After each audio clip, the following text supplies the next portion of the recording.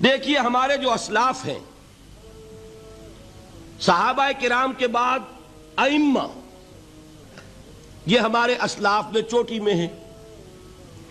ان اسلاف میں، ان ائمہ میں دو بنیادی قسمیں ہیں، ایک محدثین اور ایک فقہاء۔ محدثین، ان کا کام کیا تھا؟ قرآن تو اللہ نے خود جمع کر دیا تھا، میں پہلے دن بیان کر چکا ہوں حضور کے سیرہ مبارک میں۔ حضور نے صحابہ کو اسی ترتیب سے قرآن پڑھا دیا اور سینکڑوں صحابہ نے یاد کر لیا۔ پھر جو کمی اگر رہ گئی تھی، کتابی شکل میں حضرت ابوبکر لے آئے۔ پھر اگر اس میں کوئی فرق پڑ رہا تھا پڑھنے کے انداز میں، تو ایک کتابت کے اوپر جمع کر دیا حضرت عثمان نے۔ بات ختم ہو گئی۔ خلافت راشدہ میں قرآن کا معاملہ تو محفوظیت کی آخری درجے کو پہنچ گیا۔ اب اصل مرحلہ کیا تھا؟ حضور کے اقوال مبارک کو جمع کرنا، ان کو بھی تو سمیٹنا ہے نا۔ صحابہ ہیں، منتشر ہو گئے ہیں، کوئی صحابی کوفے چلے گئے، کوئی صحابی دمشق چلے گئے، کوئی کہیں چلے گئے، کوئی کہیں چلے گئے۔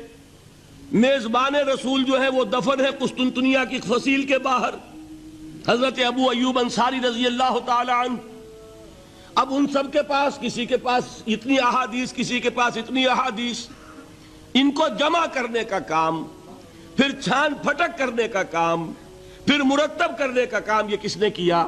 محدثین کرام نے۔ بہت بڑے محسن ہیں اس امت کے محدثین کرام، پوری زندگیاں کھپائیں۔ ایسا بھی ہوا ہے، ایک صحابی مدینے سے چلتے ہیں، ایک محدث مدینے سے چلتے ہیں، انہیں معلوم ہوتا ہے کہ ایک صحابی دمشق میں ہے، ایک حدیث وہ بیان کرتے ہیں، ذرا باریک بات ہے، سمجھ لیجئے گا۔ ان کو وہ حدیث معلوم تھی، لیکن وہ حدیث 3 راویوں کے راستے سے آ رہی تھی۔ ان کے پاس جو حدیث تھی وہ 2 راویوں کے حوالے سے تھی۔ اب وہ جاتے ہیں اور وہ بیت المقدس کا اور وہ دمشق کا سفر کرتے ہیں صرف اس حدیث کو سننے کے لیے، سواری سے اترتے بھی نہیں۔ میں نے سنا ہے آپ حضور کی یہ حدیث بیان کرتے ہیں، جی ہاں، ذرا مجھے سنا دیجئے۔ سنا دیا، ویسے ہی اپنے اونٹ کی جو ہے گردن موڑ لی کہ واپس، بھائی اترو، ٹھہرو، قیام کرو۔ نہیں، میں صرف ایک حدیث رسول تم سے سننے کے لیے آیا تھا، میں اپنے اس سفر میں کوئی اور مقصد جمع نہیں کرنا چاہتا۔ یہ کام کیا محدثین نے۔ بہرحال میں اس وقت جمع و تدوین حدیث کے موضوع پر میری گفتگو نہیں ہے، لیکن چونکہ ہمارے اس جدید دور کے فتنوں میں ایک فتنہ ہے انکار حدیث کا۔ لوگ سمجھتے ہیں جیسے کہ ڈرائنگ رومز میں بیٹھے ہوئے آرام سے کتابیں پڑھتے ہیں، شاید ایسے ہی محدثین کا کام تھا۔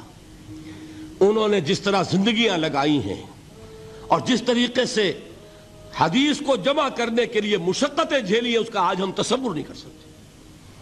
اچھا، وہ تو محدثین کرام ہیں، ان میں بھی اب ایک کا نام نوٹ کر لیجئے، چوٹی پہ کون ہے؟ امام بخاری، امام مسلم، امام ترمذی، امام احمد ابن حنبل، امام ابن ماجہ، امام ابو داؤد، سب ہیں، لیکن چوٹی پر رئیس المحدثین کون ہے؟ امام بخاری۔ اچھا، اب تیسرا طبقہ ہے ہمارے ہاں، دوسرا، وہ ہے فقہاء۔ قرآن بھی جمع ہو گیا، حدیث بھی آ گئی، اب اس سے احکام نکالنے بھی تو ہے نا، استدلال کرنا ہے، حدیثوں کو جوڑنا ہے، قرآن کے ساتھ ان کا ربط تلاش کرنا ہے، اور پھر کوئی حکم تلاش کرنا ہے، اجتہاد کرنا ہے۔ یہ کام جنہوں نے کیا انہیں ہم کیا کہتے ہیں؟ فقہاء کرام۔ اور ان میں بہرحال جو لوگ یہاں جمع ہیں، مجھے یقین ہے کہ وہ اس بات کو تسلیم کرتے ہوں گے کہ ان میں چوٹی پر ہیں امام ابو حنیفہ رحمۃ اللہ علیہ، امام اعظم۔ ٹھیک ہے، کسی کی رائے ذرا مختلف بھی ہو سکتی ہے، کوئی شافعی مسلک کا ہے تو امام شافعی کو بہرحال وہ اونچا درجہ دے گا، مالکی مسلک کا ہے تو امام مالک سے اسے زیادہ نسبت ہے۔ لیکن واقعہ یہ ہے، پوری دنیا نے تسلیم کیا ہے کہ قانون کا جتنا سینس امام ابو حنیفہ کو ہے، قانون ایک علیحدہ شے ہے، اخلاقیات علیحدہ چیز ہیں. ایک شے کا اخلاقی تقاضا کچھ اور ہے، قانونی تقاضا کچھ اور ہے. آپ کو کسی نے تھپڑ مارا، اخلاقی تقاضا کیا ہے؟ معاف کر دو بھائی. اور قانونی تقاضا کیا ہے؟ جوابی تھپڑ رسید کرو. اس لیے کہ اگر یہ نہیں کرو گے تو اس کی ہمت افزائی ہوگی، یہ کسی اور کو بھی تھپڑ مارے گا. قانون کا تقاضا یہ ہے، السن بالسن، دانت کا بدلہ دانت، والاذن بالاذن، کان کا بدلہ کان. قانون یہ ہے. اور اخلاق کا تقاضا کیا ہے؟ وَإِن تَعْفُوا وَتَصْفَحُوا وَتَغْفِرُوا، اگر تم بخش دو، معاف کر دیا کرو، لوگوں سے درگزر کیا کرو. فَإِنَّ اللَّهَ غَفُورٌ رَحِيمٌ، تو اللہ بھی تو غفور اور رحیم ہے. تقاضے متضاد ہو گئے کہ نہیں؟ کسی معاملے کے اخلاقی پہلو پر نظر رکھنا یہ اور مزاج ہوگا، اور کسی معاملے کے قانونی پہلو کی گہرائی میں اترنا یہ اور مزاج ہے. میں اپنا احساس عرض کر رہا ہوں، اور دنیا میں جو بات مانی گئی ہے کہ جس کا نام لیگل سینس ہے، قانون کا ایک فہم، اس میں دنیا کا کوئی شخص مقابلہ نہیں کر سکتا امام ابو حنیفہ کا. آپ صحابہ کو ان سے مستثنیٰ کر دیجئے، ظاہر بات ہے انبیاء اور رسولوں کا معاملہ نہیں ہے، تو باقی انسانی نوع انسانی کے اندر امام ابو حنیفہ کا پلے کا کوئی شخص، ان کے برابر کا کوئی شخص قانون کا فہم رکھنے والا آج تک پیدا نہیں. تو سید الفقہاء کون ہوئے؟ امام ابو حنیفہ. اور رئیس المحدثین کون ہے؟ امام بخاری. یہ ساری جو میں نے اس وقت آپ کو تمہید بیان کی، وہ اس مسئلے کے لیے پریشان کن مسئلہ یہ ہے کہ امام ابو حنیفہ کی طرف یہ بات منسوب ہے کہ وہ یہ فرماتے ہیں الایمان قول، ایمان نام ہے صرف قول کا، عمل اس میں زیر بحث نہیں آتا. ولا یزید ولا ینقص، وہ ایمان نہ گھٹتا ہے نہ بڑھتا ہے. ایک سٹیٹمنٹ سمجھ میں آ گیا نا؟ اب دوسرا سٹیٹمنٹ سنیے، وہ ہے امام بخاری کا، رئیس المحدثین کا، الایمان قول وعمل. ایمان نام ہے قول اور عمل کے مجموعے کا. قول اور عمل دونوں چیزیں ایمان میں شامل. وَيَزِيدُ وَيَنْقُصُ، وہ گھٹتا بھی ہے بڑھتا بھی ہے. ایک مسلمان کو پریشان ہو جانا چاہیے کہ نہیں؟ ایمان جیسی بنیادی بات، سارا قصر تو یہیں سے تعمیر ہونا ہے. جڑ بنیاد ایمان ہے. ایمان کے بارے میں کوئی 14ویں صدی کے 15ویں صدی ہجری کے کوئی علماء ہوں، بڑے سے بڑے ہوں، ان کا اختلاف ہو جائے تو تشویش نہیں ہوگی. یہ کن کے درمیان اختلاف ہو رہا ہے؟ رئیس المحدثین امام بخاری اور سید الفقہاء امام ابو حنیفہ. اور کتنا بنیادی اختلاف، بظاہر متضاد باتیں، بظاہر کہہ رہا ہوں میں نے کہا تھا مجھے پہلے آپ کو پریشان کرنا ہے، پھر تاکہ آپ کی سمجھ میں بات آئے یہ پریشانی رفع کیسے ہوتی ہے. اسی سے علم میں اضافہ ہوتا ہے. بات جو ہے وہ گہرائی کے ساتھ سمجھ میں آتی ہے کہ مسئلہ پہلے سامنے ہو. مسئلے کی اہمیت سامنے نہیں ہوگی تو آپ توجہ اتنی نہیں کریں گے. تو دیکھیے تضاد کتنا ہے. بعد المشرقین جسے کہتے ہیں ہم اپنے محاورے میں، کہ ایک مشرق کی بات ہے تو دوسری مغرب کی ہے. الایمان قول نہیں، الایمان قول وعمل. تضاد ہے نا. لا یزید ولا ینقص نہیں، یزید وینقص. تو یہ تو معلوم ہوتا ہے کہ بہت زبردست اختلاف ہے جو حل نہیں ہو سکے گا.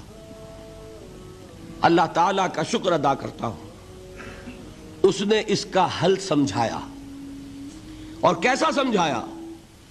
میں پورے انشراح صدر کے ساتھ کہہ رہا ہوں، اس میں کوئی تصنع نہیں، کوئی تکلف نہیں. میرے نزدیک دونوں باتیں 100% درست ہیں. یہ نہیں کہ 50% یہ درست 50% وہ درست نہیں. یہ بھی 100% درست، یہ بھی 100% درست. فرق کیا ہے؟ محل مختلف ہے.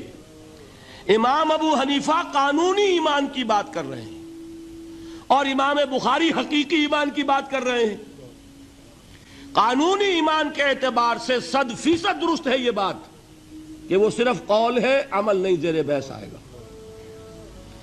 ایک شخص نماز نہیں پڑھتا کافر نہیں ہے، نماز کا منکر ہو جائے کافر، زکوٰۃ نہیں دیتا فاسق ہے فاجر ہے، کافر نہیں ہے، زکوٰۃ کہہ دے کہ ہے ہی نہیں دین میں، کافر۔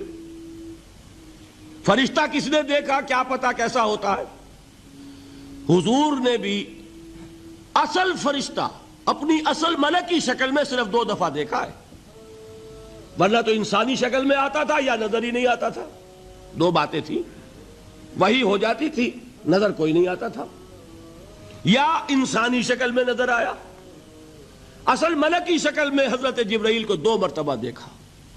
وَلَقَدْ رَآهُ بِالْأُفُقِ الْمُبِينِ وَلَقَدْ رَآهُ نَزْلَةً أُخْرَى عِنْدَ سِدْرَةِ الْمُنْتَهَى، ایک مرتبہ افق مبین پر دیکھا، ایک مرتبہ سدرۃ المنتہا کے پاس جبرائیل اپنی اصل شکل میں ظاہر ہوئے۔ اب ظاہر بات ہے ہم نے تو نہیں دیکھا نا، لیکن ہم مانتے ہیں جبرائیل کو، مانتے ہیں فرشتوں کو، نہیں مانیں گے کافر ہو جائیں گے۔ تو معلوم ہوا کہ قانونی ایمان جس پر دار و مدار ہے کفر اور اسلام کا، اس کا کل دار و مدار صرف قول پر ہے، ماننے پر ہے، اقرار باللسان پر ہے۔ یہ بات آپ نے سنی ہوگی، امام ابو حنیفہ کا قول ہے 100% درست، کہ گناہ کبیرہ سے بھی انسان کافر نہیں ہوتا۔ کبیرہ گناہ ہے، شراب پی ہے، کافر نہیں ہے، حد لگا دو۔